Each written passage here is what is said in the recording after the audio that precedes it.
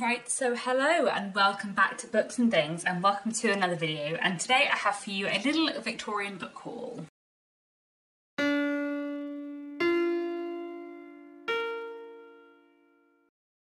So I wasn't actually going to put up a video today. I have been running behind in my schedule, but the other day I went to a second-hand bookshop and I found some amazing Folio Society editions, like old Folio Society editions of some Victorian books, which I bought. So I thought I would show you my recent Victorian purchases, which I think are very exciting. I have a couple of newer, like new release Folio Society editions, which I really like, but I'm not collecting them or anything. But I found, yeah, some amazing old Folio Society editions that I thought I would get because I don't know that they're books that the Folio Society will ever do again. So what I have here is a Folio Society edition of Our Mutual Friend. So this is from 2005, but Our Mutual Friend is not like the best known Dickens, so I'm not sure how likely it is the Folio Society will do it again. But it is a really, really beautiful edition, as all of the Folio Society ones are. Really nicely typeset. It's got like a ribbon and deckled edges, which is lovely, and there are really lovely illustrations in it. And in fact, the illustrations are like the original Dickens ones, which I really like, because some of the Folio Society edition illustrations are like really stylized and I don't actually love them, but having the like original Dickens illustrations is really, really cool. Yeah, it's just a really, really beautiful book. And then the other four old Folio Society editions I picked up are all books by Anthony Trollope, which is very, very exciting, especially as yeah, I can't see many of these being made again. I'm guessing the Folio Society at one point did a run of like the complete works of Anthony Trollope, which must be slightly mad.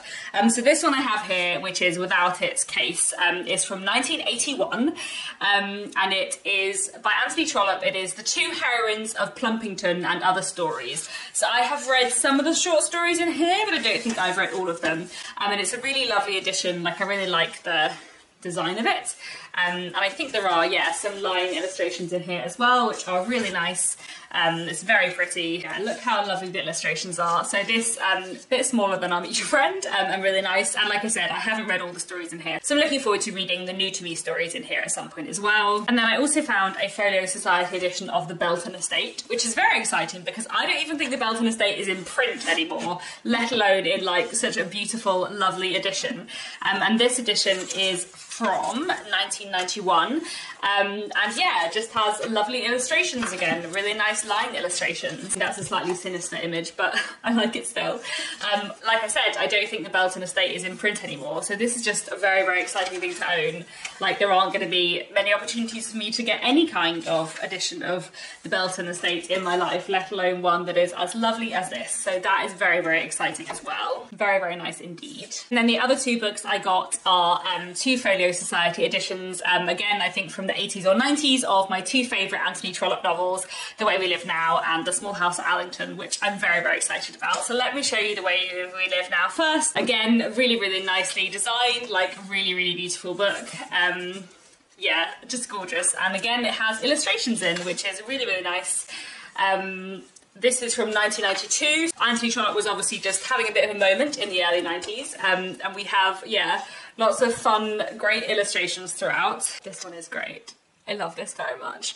Yeah, this is very, very beautiful, and I love The Way We Live Now so much, so this is very, very precious to own. But perhaps the one I was most excited to find in the second-hand shop was this, The Small House at Allington, because I love The Small House at Allington very much, but also because it's beautiful, and in the end papers is a map of Barsetshire, which I just think is so cool. Like, what a lovely thing to do. This second-hand bookshop had quite a lot of Folio Society editions, but it didn't have any of the other Barsetshire Chronicles, so I was very lucky to find The Small House at Allington, my favourite one in the series, and I just love that there's a map of Barsetshire. I just think that's really, really fun.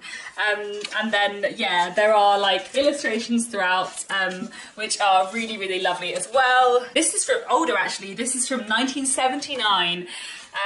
How cool. Yeah, it's got just like little line illustrations throughout. They're really, really lovely. And yeah, I can't believe I found this nice an edition of The Small House at Allington with a map of Barsetshire in the end papers for like £7 at a second-hand bookshop. I'm very, very, very excited. So there we go. That's basically all I wanted to show you today. A very quick video, I think, but I just wanted to share with you some very exciting Victorian books that I recently found in second-hand bookshops. And I think that's all. Let me know down below if you've ever come across anything very exciting in a second-hand bookshop. Thanks very much for watching, and I'll be back very soon with another bookish video.